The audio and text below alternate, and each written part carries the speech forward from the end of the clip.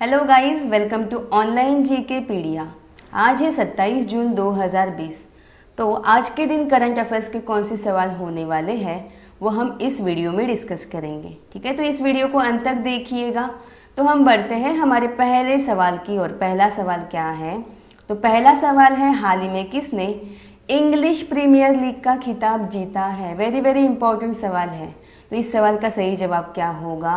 Liverpool FC. Option D सही होगा। ठीक है, तो ये इंग्लिश प्रीमियर लीग है क्या? तो ये एक फुटबॉल टूर्नामेंट है। क्या है? फुटबॉल टूर्नामेंट है। तो इसे इंग्लिश प्रीमियर लीग 2020 का जो खिताब है वो जीता है लिवरपूल एफसी ने जीता है। यहाँ पे एफसी का मतलब होता है फुटबॉल क्लब होता है। अब इन्होंने किसे हराया? ठीक है, किसे हराया? तो इसका सही जवाब क्या होगा? मैनचेस्टर सिटी का जो चेल्सी एफसी है। क्या है? मैनचेस्टर सिटी का जो चेल्सी फुटबॉल क्लब है, इसी को हराकर जो लिवरपूल एफसी है, इन्होंने इंग्लिश प्रीमियर लीग का खिताब जीता है। अब यहाँ पे लिवरपूल नाम आया है। ये जो लिवरपूल है ये क्या है? तो इंग्लैंड का एक शहर है, इंग्लैंड का एक जाना माना शहर है, और इसी शहर के नाम से ये जो फुटबॉल क्लब है इसका नाम क्या पड़ा है? लिवरपूल एफसी बना है। तो अब यहाँ पे लिवरपूल का नाम आया है, तो थोड़ा सा हम मैप में देखेंगे लिवरपूल है कहाँ पे। ठीक है, तो आप मैप में देख पा रहे हो, ये रहा ग्लोब। ठीक है, थोड़ा सा मैं जूम करके बताती हूँ लिवरपूल है कहाँ पे। आपको यहाँ पे ब्रिटेन दिखाई दे रहा है, इंग्लैंड दिखाई दे रहा है। थोड़ा सा मैं और जूम करके बताती हूँ। ठीक है, तो आपको दिखाई दे रहा है ये है यूके, और यहीं पे प्रेजेंट क्या है? लिवरपूल है प्रेजेंट। ठीक है, अब ये जो यूके है ये कौन से कॉन्टिनेंट में आता है? अगर ये सवाल पूछा गया तो ये यूरोप में आता है। और इसकी राजधानी क्या है? तो इसकी राजधानी है लंदन। आप देख पा रहे हो यहाँ पे, जहाँ पे मैं कर्सर कर रही हूँ वहाँ पे आप ध्यान दीजिएगा। ये रहा लंदन, ये रहा लिवरपूल, और ये रहा यूके। और ये कहाँ पे प्रेजेंट है? तो यूरोप में प्रेजेंट है। तो हम बढ़ते हैं हमारे अगले सवाल की ओर। अगला सवाल क्या है? हाल ही में धर्मेंद्र प्रधान ने किस राज्य के पारादीप में पीएडीसी केंद्र का उद्घाटन किया है? तो इस सवाल का सही जवाब क्या होगा? ओडिशा होगा। जो धर्मेंद्र प्रधान जी है, कौन है ये? तो केंद्रीय पेट्रोलियम और प्राकृतिक गैस और इस्पात मंत्री है हमारे धर्मेंद्र प्रधान जी, और इन्होंने ही ओडिशा राज्य के पारादीप में पीएडीसी केंद्र का क्या किया है? उद्घाटन किया है। तो इस सवाल का सही जवाब क्या होगा? ऑप्शन बी होगा। अब यहाँ पे पीएडीसी टर्म आया है, तो आपको इस पीएडीसी की फुल फॉर्म जाननी होगी। इसकी फुल फॉर्म क्या है? Product application and development centre. क्या है? Product application and development centre.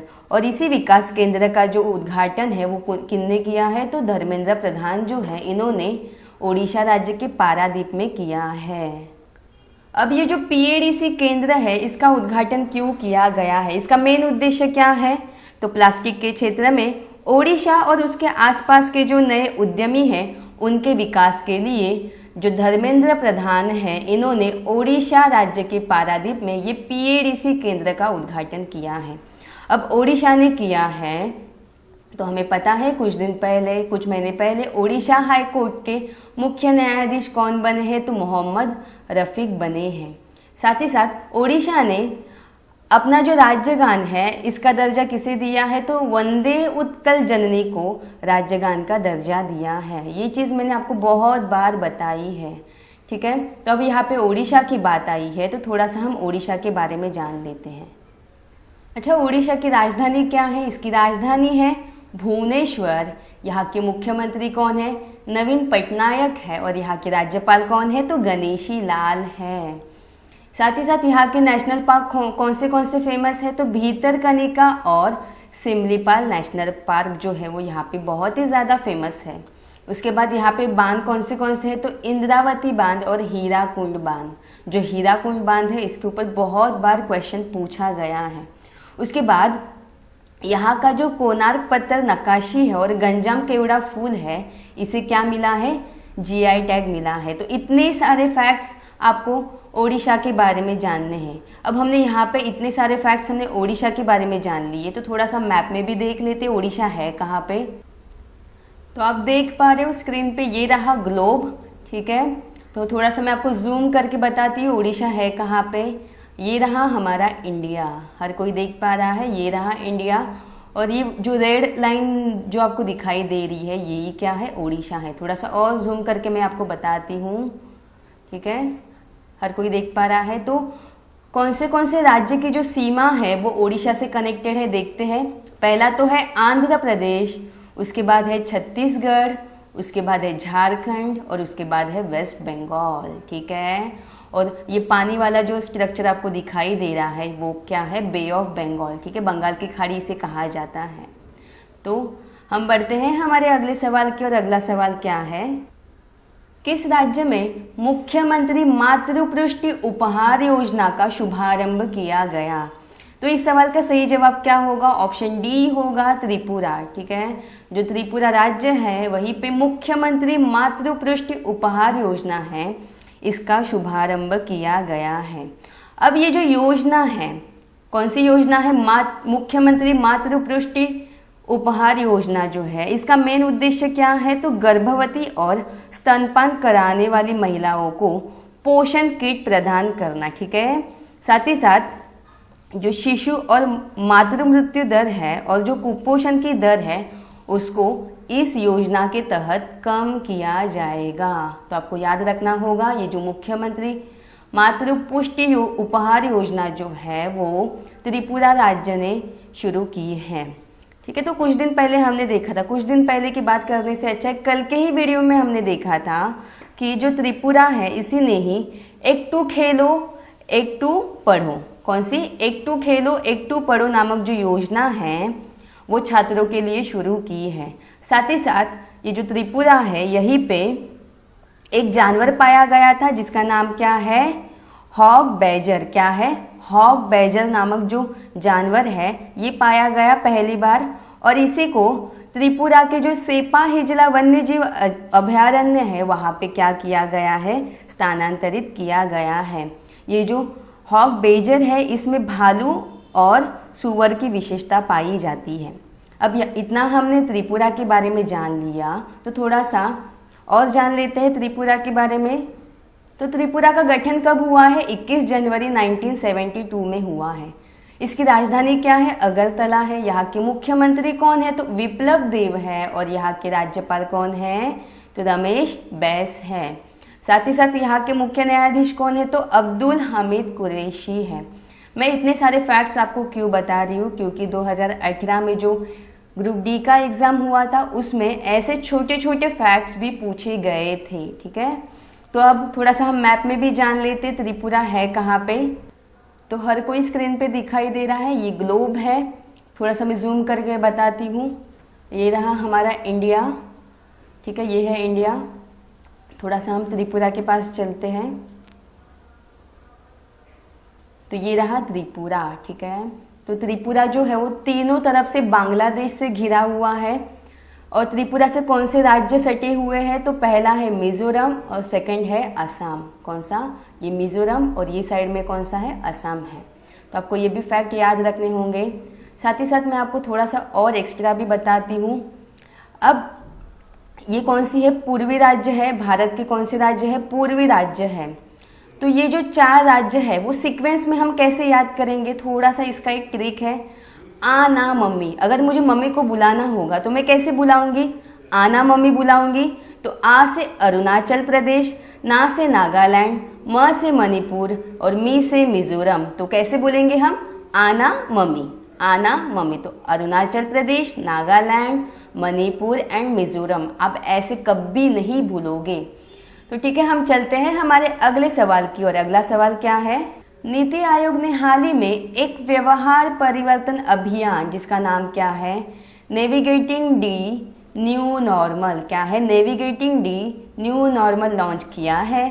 तो इसे निम्न में से किसके सहयोग से शुरू किया गया है, वेरी वेरी इंपॉर्टेंट सवाल है। तो इसका सही जवाब क्या होगा, ऑप्शन डी होगा, उपरोक्त सभी। जो नीति आयोग है इन्होंने अभी एक अभियान शुरू किया है जिसका नाम है नेविगेटिंग डी न्यू नॉर्मल। और इस अभियान को bill and Melinda Gates foundation साथ ही साथ centre for social and behavioural change और महिला एवं बाल विकास मंत्रालय, इन तीनों के सहयोग से शुरू किया गया है। तो इस सवाल का सही जवाब होगा ऑप्शन डी होगा।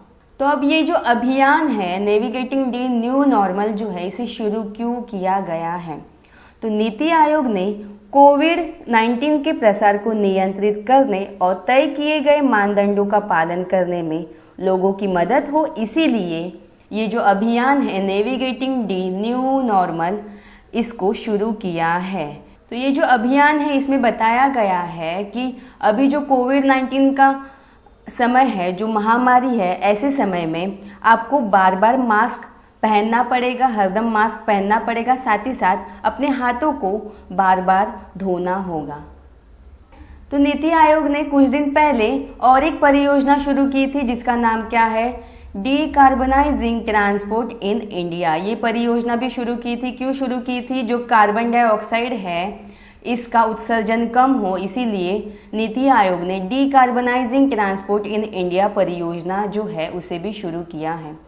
अब यहाँ पे नीति आयोग की बात आई है तो थोड़ा सा हम इस नीति आयोग के बारे में भी जान लेते हैं। तो नीति आयोग का जो गठन है वो हुआ है 1 जनवरी 2015 को। नीति आयोग का फुल फॉर्म होता क्या है? National institution for transforming India. ठीक है। फिर नीति आयोग के अध्यक्ष कौन होते हैं? तो भारत के जो प्रधानमंत्री है वो होते हैं। तो एट प्रेजेंट वर्तमान में कौन होंगे? तो हमारे नरेंद्र मोदी जी होंगे। उसके बाद नीति आयोग के उपाध्यक्ष कौन है? राजीव कुमार है। और सीईओ कौन है? तो अमिताभ कांत है। इतने सारे फैक्ट्स आपको याद रखने होंगे। तो हम बढ़ते हैं हमारे अगले सवाल की ओर। अगला सवाल क्या है? हाल ही में हरिताहरम, ठीक है, हरिताहरम कार्यक्रम के छठे फेज की शुरुआत की गई है जिसके अंतर्गत 30 करोड़ पौधे लगाए जाएंगे। तो यह कार्यक्रम निम्न में से किस राज्य से संबंधित है? तो इस सवाल का सही जवाब क्या होगा? ऑप्शन बी होगा, तेलंगाना राज्य। जो तेलंगाना राज्य है इसी ने हरिताहरम नामक जो कार्यक्रम है इसका छठा फेज शुरू किया है और इसके अंतर्गत 30 करोड़ पौधे लगाए जाएंगे। तो इस सवाल का सही जवाब होगा ऑप्शन बी होगा। अब ये जो हरिताहरम जो कार्यक्रम है इसकी शुरुआत क्यों की गई थी? तो राज्य में वनावरण को 33% तक बढ़ाने के लिए ये जो कार्यक्रम है हरिताहरम, इसकी शुरुआत की गई थी और इसका अभी छठा फेज शुरू हुआ है। ठीक है। और इसी कार्यक्रम के तहत यह लक्ष्य रखा गया है कि राज्य में 230 करोड़ तक पौधे लगाना, ये इसका क्या है? लक्ष्य है। अब तेलंगाना ने शुरू किया है। तो कुछ दिन पहले तेलंगाना ने किसानों के लिए टीएस वेदर नामक जो मोबाइल ऐप है इसे भी लॉन्च किया था। अब तेलंगाना ने किया है तो थोड़ा सा हम तेलंगाना के बारे में जान लेते हैं। तो तेलंगाना की स्थापना हुई है 2 जून 2014 में। उसके बाद इसकी राजधानी क्या है? हैदराबाद है। यहाँ के मुख्यमंत्री है के चंद्रशेखर राव। यहाँ के गवर्नर है तमिलिसाई सौंदरराजन और यहाँ के मुख्य न्यायाधीश कौन है? तो राघवेंद्र सिंह चौहान है। उसके बाद यहाँ का राजकीय पशु कौन सा है? तो हिरन है जिसे जिंका नाम से जाना जाता है। उसके बाद यहाँ का राजकीय पक्षी कौन सा है? इंडियन रोलर है। यहाँ का राजकीय वृक्ष है जम्मी चेंटू। और यहाँ के जो पड़ोसी राज्य है वो कितने हैं? तो 4 है। और कौन से हैं? तो पहला है महाराष्ट्र, दूसरा है छत्तीसगढ़, फिर कर्नाटक और फिर आंध्र प्रदेश। उसके बाद लोकसभा सीटें कितनी है? 17 है। और राज्यसभा सीटें कितनी है? 7 है। और विधानसभा सीटों की अगर बात की जाए तो वो है 119। यहाँ की प्रमुख झीलें कौन सी हैं? हुसैन सागर और नागार्जुन सागर। अब यहाँ पे हमने पड़ोसी राज्य की बात की तो थोड़ा सा हम इस बारे में मैप में भी जान लेते हैं। तो हर किसी को स्क्रीन पे दिखाई दे रहा है, ये है ग्लोब। तो थोड़ा सा हम जूम करके चलते हैं तेलंगाना के पास। तो ये रहा हमारा इंडिया और ये जो रेड वाला पोर्शन दिखाई दे रहा है तो ये क्या है? तेलंगाना है। पहले जो तेलंगाना था वो एपी का हिस्सा था, लेकिन 2 जून 2014 में तेलंगाना जो है वो एपी से अलग हुआ है।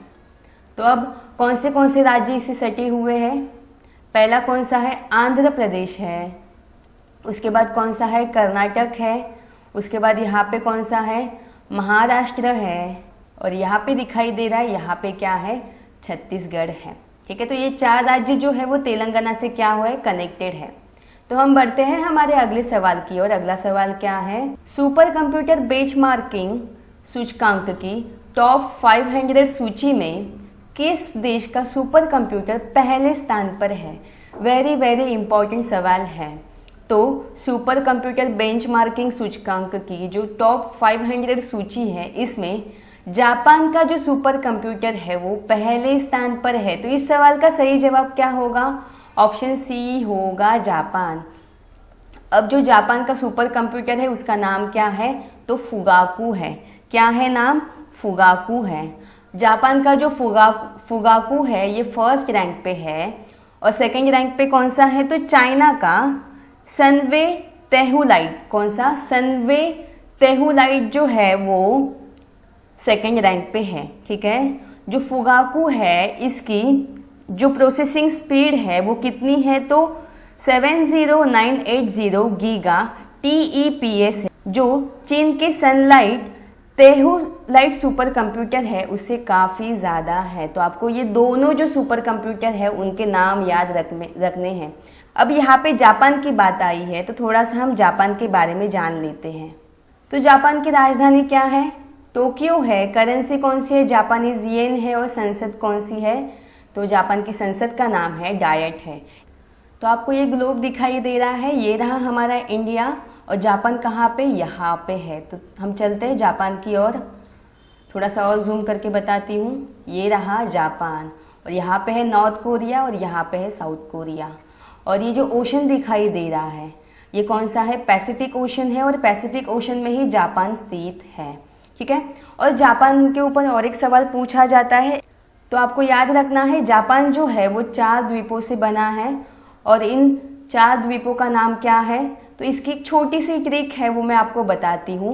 इसकी ट्रिक क्या है, हो शीक। आपको याद कैसे रखना है, हो शीक मतलब Honshu, Hokkaido, Shikoku and Kyushu. कैसे, Honshu, Hokkaido, Shikoku and Kyushu.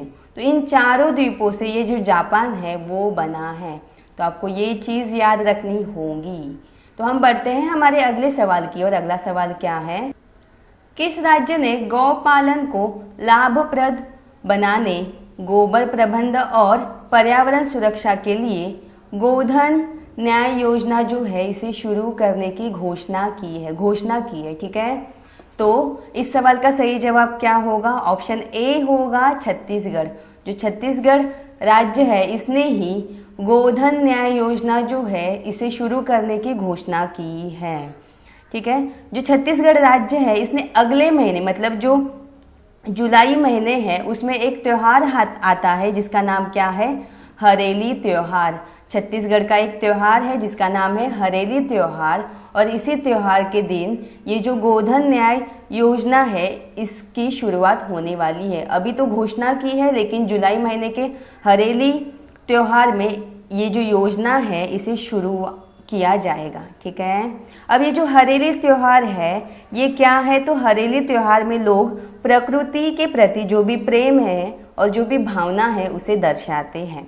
ठीक है, और ये जो योजना है इसके लिए एक कमेटी का गठन किया गया है और इसके अध्यक्ष कौन होंगे, तो छत्तीसगढ़ राज्य के जो मुख्य सचिव होंगे वो इस योजना की जो समिति है उसके अध्यक्ष होंगे। तो वर्तमान में छत्तीसगढ़ के मुख्य सचिव कौन है, तो राजेंद्र प्रसाद मंडल है।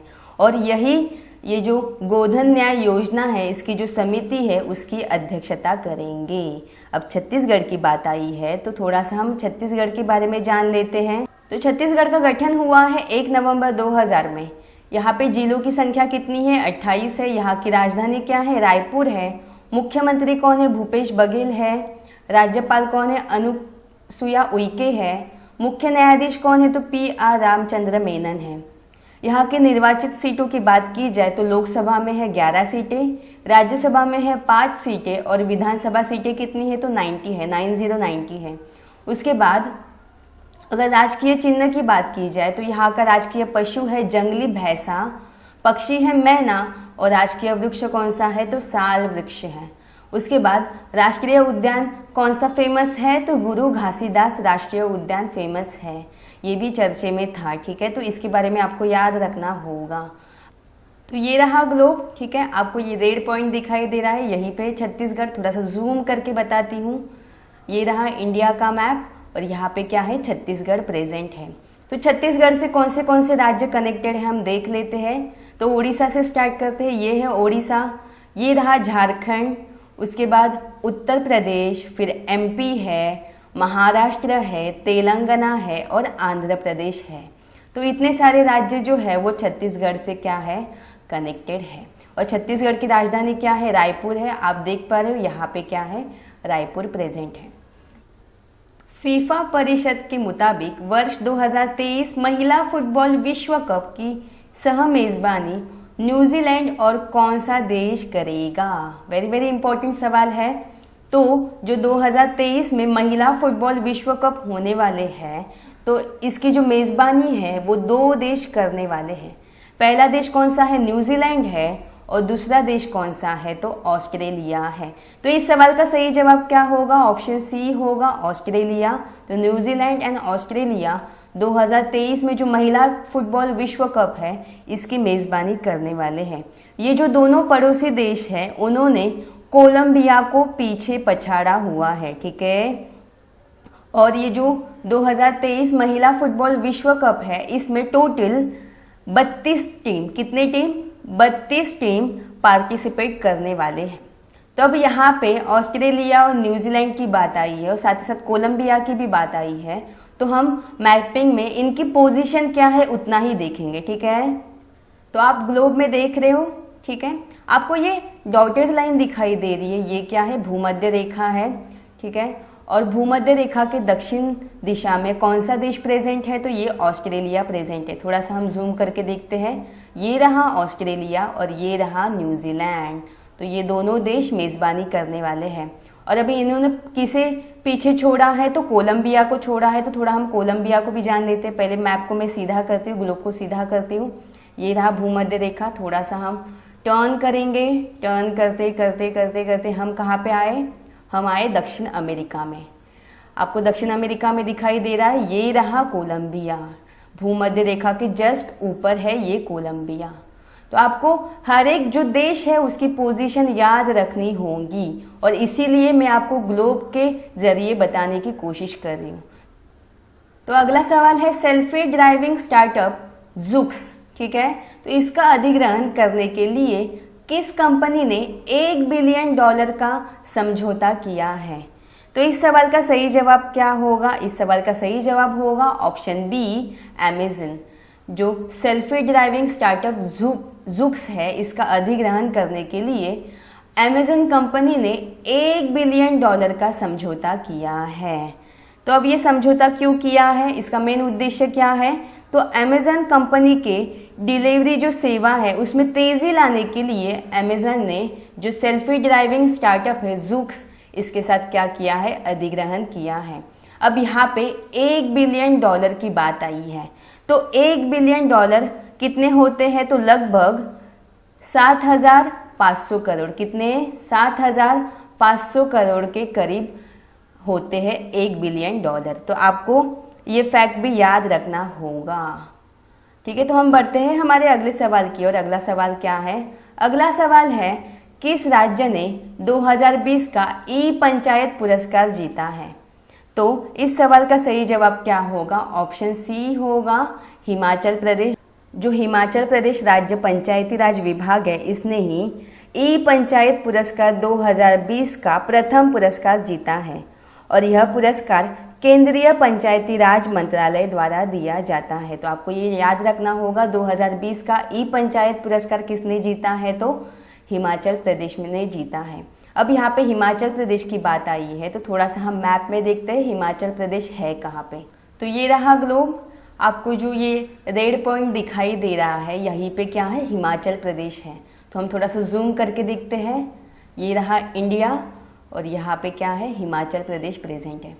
अब हिमाचल प्रदेश की सीमा किससे किससे सटी हुई है, तो यहाँ पे लद्दाख है, यहाँ पे जम्मू कश्मीर है, पंजाब, हरियाणा, उसके बाद यूपी और उत्तराखंड, इन सारों से हिमाचल प्रदेश की जो सीमा है वो क्या है, कनेक्टेड है।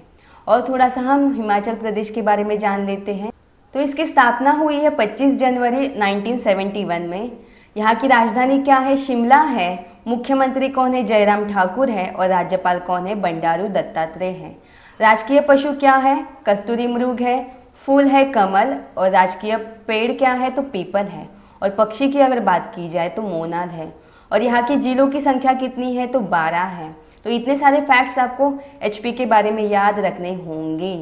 तो ये थे हमारे आज के कुछ very very important current affairs के सवाल। तो कल के जो डिस्क्रिप्शन बॉक्स में मैंने आपसे क्वेश्चंस शेयर किए थे उनके जवाब क्या है हम देख लेते, फटाफट देखते हैं।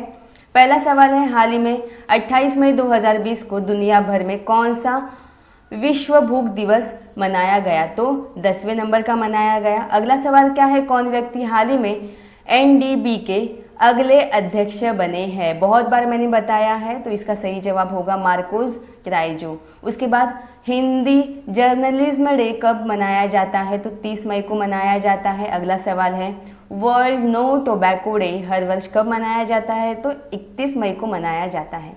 अगला सवाल क्या है, वर्ल्ड मिल्क डे जो है वो 1 जून को मनाया जाता है। अगला सवाल है, कौन व्यक्ति हाल ही में भारतीय खाद्य सुरक्षा और मानक प्राधिकरण मतलब फसाई के नए सीईओ बने हैं। मैंने तो ये बहुत बार बताया है, तो इसका सही जवाब क्या होगा, अरुण सिंघल होगा। अगला क्या है, हाल ही में कौन केरल की पहली महिला डीजीपी नियुक्ति हुई है, तो आर श्रीलेखा। अगला सवाल क्या है, इनमें से हाल ही में एसबीआई के नए प्रबंधक किसे नियुक्त किया गया है, जो प्रबंध निदेशक है इसके रूप में किसे नियुक्त किया गया है, तो अश्विनी भाटिया। अगला सवाल क्या है, पीएम मोदी ने हाल ही में छोटी दुकान चलाने वालों के लिए किस नाम से एक योजना शुरू की है, तो पीएम स्वानिधि योजना। और अगला सवाल क्या है, हाल ही में किसे ब्रिटेन में भारत का अगला उच्चायुक्त नियुक्त किया गया है, तो गायत्री कुमार। तो कल के वीडियो में मैंने आपसे एक सवाल पूछा था, कल का होमवर्क सवाल क्या था, किस मंत्रालय ने युक्ति 2.0 प्लेटफॉर्म लॉन्च किया है, तो इस सवाल का सही जवाब क्या होगा, ऑप्शन सी मानव संसाधन मंत्रालय। आपका आज का सवाल क्या है, तो टुडेज क्वेश्चन फॉर यू का आज का सवाल है, हाल ही में जस्टिस अनंत मनोहर बदर किस राज्य के हाई कोर्ट के न्यायाधीश बने हैं, तो कल हमने इसके बारे में डिस्कस किया था। ये रहे आपके ऑप्शंस। तो ये सवाल का जवाब आपको कमेंट करके बताना है। तो ये था हमारा आज का सेशन। आई होप आपको आज का सेशन पसंद आया होगा। अगर आपको आज का सेशन पसंद आया हो तो प्लीज़ इसे लाइक एंड शेयर कीजिएगा, साथ ही साथ सब्सक्राइब करके बेल बटन प्रेस कीजिएगा। धन्यवाद।